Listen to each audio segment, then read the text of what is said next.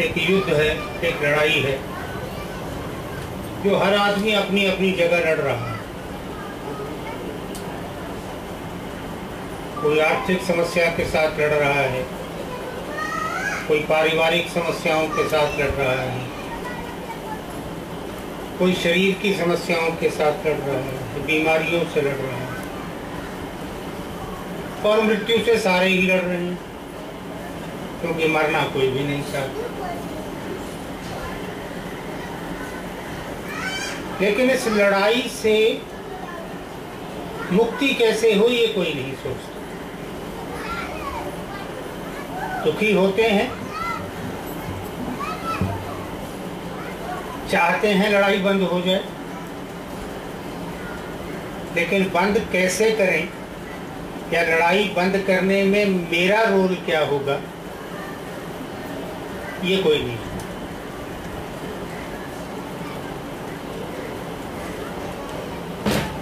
लड़ाई केवल इच्छा कराती है। इच्छा कारण है, मूल है लड़ाई का। काम की इच्छा हुई, इतनी बढ़ गई कि अपने बुद्धि पर, अपनी इंद्रियों पर, अपने शरीर पर काबू नहीं रहा तो रेप कर। क्रोध इतना बढ़ा, ये सब बंद हो गया सोचना, यहां से हाथ उठा और मर्डर कर। धन की इच्छा हुई, जायज नाजायज कुछ नहीं सोचा, जहां मौका मिला वहां से जो मिला उठा। लड़ाई तो है वही, जब रेप कर लिया, जब मर्डर कर लिया, जब पैसा चुरा लिया, जब धोखा दे दिया, जब किसी का पैसा मार लिया, तो लड़ाई तो शुरू हो गई। लेकिन उस लड़ाई का कारण हम कहीं और खोजने लगे। मैंने क्यों उठा लिए रमेश के पैसे, दे नहीं रहा था मेरे 10 रुपए फालतू ही सही है। कारण इसको बना दिया मैंने, कारण तो मैं ये बताई। मेरे अंदर इच्छा इतनी बलवती हुई इस धन को पा लेने की, ये धन मेरा था या उसका था इसकी कोई अंतर नहीं था, कि उस इच्छा से मैं अपने आप को वश में नहीं रख सका। उस इच्छा ने मेरी बुद्धि का हनन कर दिया और मैंने वो काम किया जो मुझे नहीं करना चाहिए। और फिर उसके रेपरकशंस हैं, उसके अपने परिणाम होते हैं। एक गलत काम जब हाथ से होता है फिर उसके परिणाम होते हैं। क्रोध में आकर मारपीट कर दी, फिर थाने चले गए, फिर जमानतें कराई, फिर मुकदमा लड़ा, फिर सुलह कराई, फिर वो सब, ये उसके बाद क्या है। लेकिन कारण क्या है मूल, कि हम अपनी 6 वृत्तियों का दमन नहीं करते। 6 वृत्तियों को ऋषियों ने षड्रिपु कहा, 6 शत्रु, काम, क्रोध, लोभ, मोह, अहंकार। ये चीजें हैं जिन पर वशीकरण करना है। ये मरेगी नहीं, मरेंगे इसलिए नहीं क्योंकि ये भौतिक शरीर का अंग है। कोई व्यक्ति कहे मैंने काम को भस्म कर दिया, तो वो तो शिव का तीसरा नेत्र ही कर सकता है और कोई नहीं कर सकता। लेकिन काम का शमन हो सकता है, काम न जागे ये संभव नहीं है, क्योंकि काम का जागना शरीर की प्रकृति है। लेकिन उसका दमन ये हमारे हाथ में है। कितना कर सकते। जैन साधु बनते हैं, 20-22 साल की उम्र में बन गया या साध्वी बन गई, ब्रह्मचर्य का पालन होता है, युगों युगों से होता आ रहा है। ये काम का दमन है। काम इच्छा मर गई हो ऐसा नहीं हुआ था, लेकिन इतनी नगण्य हो जाए इच्छा कि पता ही ना चले उस इच्छा का, इसको दमन करो। और गृहस्थों के लिए ऋषियों ने परिसीमन कहा है, सीमा बांध लो। इस सीमा से आगे नहीं। काम, क्रोध, लोभ, मद, मोह, अहंकार, इस सीमा से आगे नहीं। और वो सीमा जितनी कम से कम रखी जाएगी उतना अधिक से अधिक सुख मिलेगा। जब हम इन रिपुओं से लड़ लें, इन शत्रुओं से लड़ लें और इन शत्रुओं की जन्म देने वाली माँ जो है इच्छा, उसका दमन कर लें। शमन और दमन ये दो शब्द हैं। शमन कहते हैं दबाने को, दमन कहते हैं मिटाने को। अगर तुमसे दमन नहीं होता तो शमन तो करो। मिटा नहीं सकती अगर पूरी तरह से तो दबा तो दो। क्योंकि इच्छा जब प्रबल होती है तो विवेक को खा जाती है।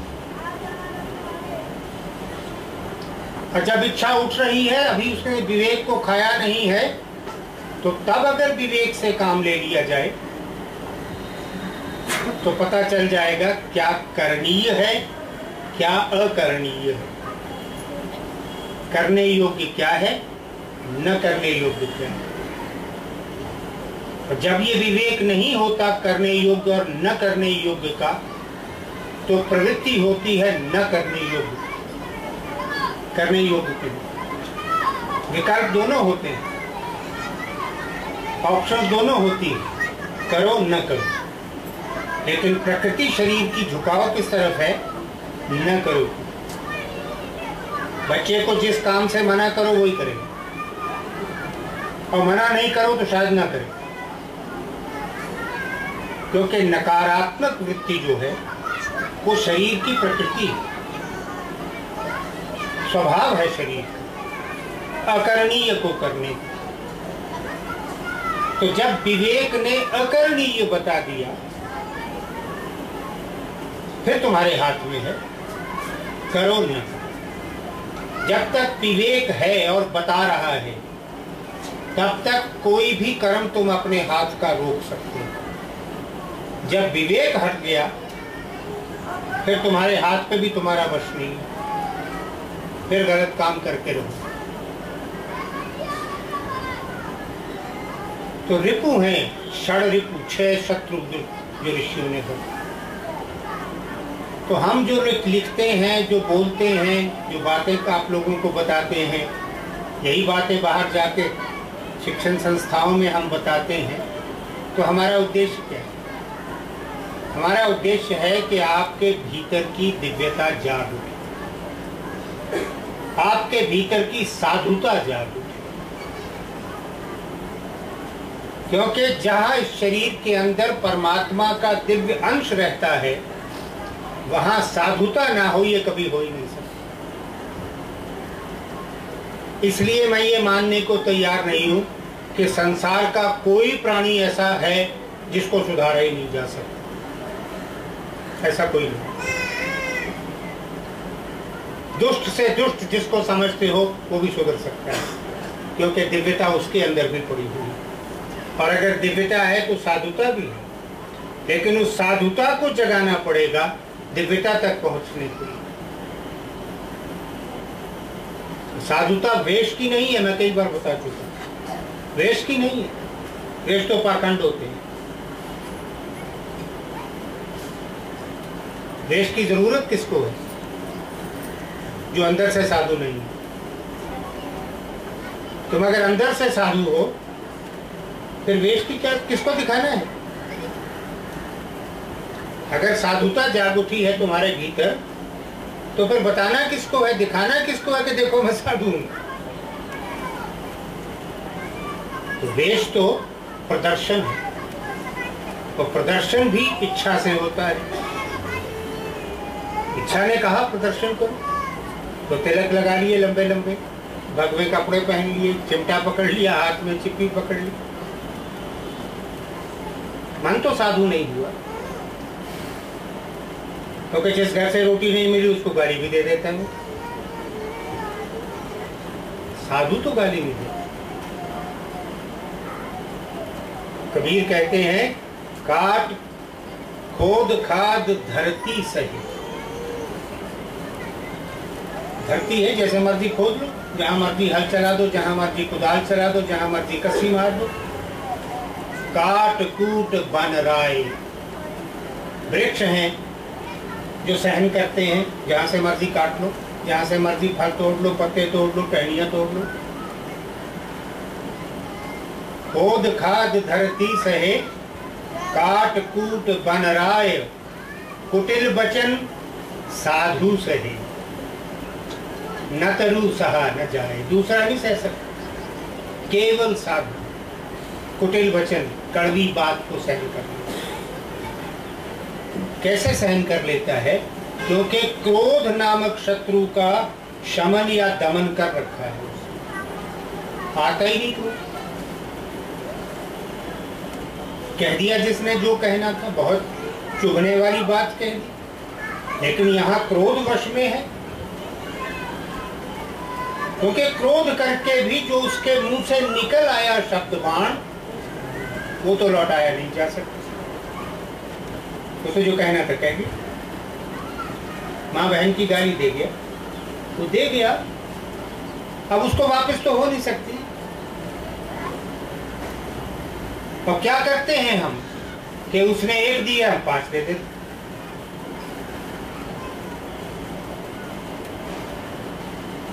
क्या क्या हमने क्या शमन, किस बात का शमन कर ली? उससे बढ़कर दुष्टता कर ली। उसने तो एक गाली देने की दुष्टता की, हमने 5-7 दे डाली, उससे बड़े दुष्ट हो गए। साधारण भाषा में फिर इसको बुद्धि को प्रयोग में लाए हम। इसने कहा ठीक है कैथारसिस तो हो गया ना। कहे का कैथारसिस भाई? अगर उसकी एक गाली तुम्हें चुभी थी तो तुम्हारी 5 उसको नहीं चुभेंगे। और तुम दंड देने वाले हो कौन? दंड देने वाली तो प्रकृति है। ये बैठे कोई नहीं है 2 फरिश्ते यहाँ कंधों पे, इतने फरिश्ते हैं भी नहीं उसके पास कि अरबों खरबों लोगों के कंधों पे 2-2 बिठा के रखते। लेकिन ये समझाने को कि तुम्हारे पाप कर्म और तुम्हारे पुण्य कर्म दोनों उसकी निगाह में, छुपा हुआ नहीं है उसे, उसकी दृष्टि में है, वो देख रहा है। क्योंकि तुम्हारे पुण्य और तुम्हारे पाप दोनों कहीं रिकॉर्ड हो रहे हैं, और वो रिकॉर्डिंग बहुत ऑटोमेटिक, कोई हाथ से नहीं लिखा। अनपढ़ देश था, समझाने को ऋषियों ने कहानियां बहुत बना दी। लंबी सी दाढ़ी लगा के एक धर्मराज बैठा है रजिस्टर लेके स्वर्ग के दरवाजे पर, वो पाप पुण्य तुम्हारे पेज खोल के बताएगा कितना। ऐसा कुछ तो बनिए की दुकान नहीं है, मुनीम रख रखे हो, ऐसा कुछ समझाने को, डराने को था। जो कर रहे हो वो यहाँ बैठे फरिश्ते तुम्हारे देख रहे हैं, नोट कर रहे हैं, देख रहे हैं। एक अदृश्य भय था, कोई देख रहा है, ये भय। और जब से समाज से ये भय हटा है, पहले कम हुआ था, लगभग हट गया है, तब से पाप बढ़ गया है। ये भ्रष्टाचार, ये हत्या, ये बलात्कार, ये चोरी, ये डकैती, ये सब उसके न होने को मान लेने से हुआ कि कोई नहीं देखा। हमसे पहली पीढ़ी के लोग जरा सा भी गलत होता था पश्चाताप करते थे, किसी का पैसा रह गया देना, जाके दे के आते थे।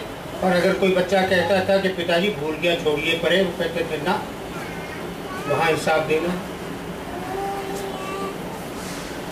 वहाँ हिसाब दे। तो ये सीमाएं बनाई थी शमन के लिए कि लोभ न जागे। तुमने मुझे 700 रुपया देना था, गलती से 800 दे गए, वो 100 में अगर तुम्हारे घर तुरंत नहीं पहुंचाऊं तो कहीं से लोभ आ गया मन में, फिर रहने तो 2 एक दे देंगे जब मांगेगा। अगर उसको याद आ गया फिर होगा, नहीं याद आया तो मैं कैसे कहूँ, फिर याद भी आ गया तो मानूं क्यों। फिर सवाल ये होता है 15 दिन बाद तुम्हें याद आया, मेरे पास फालतू आया होता मैं उसी दिन ना दे देता। अब वो लोभ बढ़ रहा है, पहले था कि आए तो शायद दे ही दूं, लेकिन जैसे जैसे समय बीतता गया लोभ का शमन नहीं होने दिया हमने, लोभ को हमने प्रफुल्लित होने दिया, बढ़ने दिया, और वो बढ़कर पाप कर्म में बन गया। ये हम भूल गए कि ये इस जन्म में नहीं तो लौटाने के लिए अगले जन्म में आना पड़ेगा, क्योंकि वहां गलती नहीं होती हिसाब। तुम अपनी बुद्धि से जैसा मर्जी उलट फेर कर लो, लिख दो, लिखा दो, काट दो, किसी के नाम बढ़ा दो, किसी के नाम कम कर दो, वहां गलती नहीं। तो कोशिश तो, लक्ष्य तो होना चाहिए इच्छाओं के परिसीमन का, क्योंकि तुम सब गिरस्त हो। दमन सन्यासियों के लिए है, गिरस्तों के लिए है। गिरस्तों के लिए शमन है। शमन करो इन 6 शत्रुओं का, जितना अधिक शमन कर लोगे उतना जीवन सुखमय हो जाएगा। कर्मबंध नहीं बनेंगे, सबसे बड़ी बात। इच्छा कर्मबंध बना दो, और कर्मबंध के लिए मोक्ष की अधिकारी हुई आत्मा को भी आना पड़ता है, अर्थ मृत्यु के लिए आना पड़ता है। माँ के पेट में आके मर जाए, पैदा होते ही मर जाए, साल 2 साल का होके मर जाए, 15-20 साल का होके मर जाए, लेकिन उस भुगतान के लिए इससे बड़ा कष्ट आत्मा को कोई नहीं दिया जा सकता कि वो ब्रह्म में विलीन होने की अधिकारी हो और हमारे कारण से उसको फिर माँ के गर्भ में आना पड़े, फिर संसार में आना पड़े। इसलिए ये 6 शत्रु जो है ऋषियों ने बताए, तो सबको मालूम है, कोई ऐसा नहीं जिसको नहीं मालूम हो। इनसे अवेयरनेस और संकल्प कि इनको ओवर पावर नहीं करने देना है। यहां से शुरू होगा शमन, सीधे शमन नहीं होगा।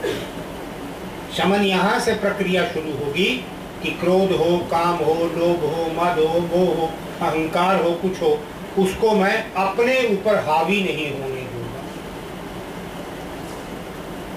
तो सीमा बंधनी शुरू हो, और जब ये अभ्यास हो जाए कि हावी नहीं होने दे रहा हूं, तब उसको कम करने का अभ्यास होगा। कि पिछले पूरे हफ्ते में मैंने 4 बार क्रोध किया, इस हफ्ते में 2 बार से अधिक नहीं करना, अगले हफ्ते 1 बार, उसके अगले हफ्ते बिल्कुल क्रोध नहीं करना। इस बार 4 बार लोभ मुंह में मन में जागा था, अगले महीने 1 बार से अधिक नहीं जागने दूंगा, उससे अगले महीने बिल्कुल नहीं जागूंगा। ये लड़ाई है अपने से, इसीलिए जीवन संग्राम कहा है हमारे शास्त्रों में।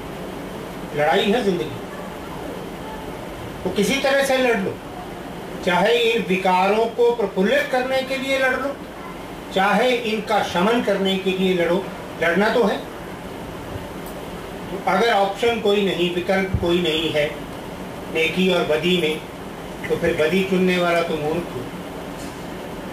4-5 ऑप्शन हो, उसमें तो ठीक है, कोई लेस गुणकारी चुन ली, लेकिन जब केवल 2 हैं, या पाप है या पुण्य है, तो पाप को चुनने वाला तो महामूर्ख। अजाने में हो जाते हैं, लोग कहते हैं पाप अजाने में हो जाते हैं। हमने अध्यात्म सत्संग में अजाने पापों क्षमा मांगी थी। अजाना क्या होता है? जब हमने अपनी अवेयरनेस खो दी। यहाँ भी तो गलती तुम्हारी है, कैसे खो गई, क्यों नहीं संभाल के रखी? तुम अनअवेयर हुए, अचैतन्य हुए, तब पाप हुआ, जानबूझ के नहीं किया। लेकिन दोष तो पाप न सही, दोष तो अचेतनता भी है। जो आदमी अचेतन रहता है दोषी तो है वो, पापी ना सही, किसी का हित नहीं कर रहा है, लेकिन दोष तो कर, गुनाह तो कर रहा है, गलती तो कर रहा है, और उस गलती का कोई ना कोई परिणाम निकलेगा जो उसी को भोगना है। तो ऐसी स्थिति में अगर हम अपनी अवेयरनेस को इंटैक्ट रख लें, अगर अपनी चेतनता को प्रबल रख लें, जागृत रख लें और इच्छाओं के दमन शमन का संकल्प कर लें, तो कोई कारण नहीं है कि किसी बात का पश्चाताप करना पड़े या कोई ऐसा कर्म हो जाए जिससे कर्म बंद बनने की संभावना पैदा हो सके। इस संकल्प के साथ अपनी डे टू डे लाइफ में व्यवहार करो ताकि तुम्हारे भीतर की साधुता जागे और तुम्हें अपनी दिव्यता का पता चले, उस दिव्यता में बाकी का जीवन बिता सको। ये हमारा आशीर्वाद है।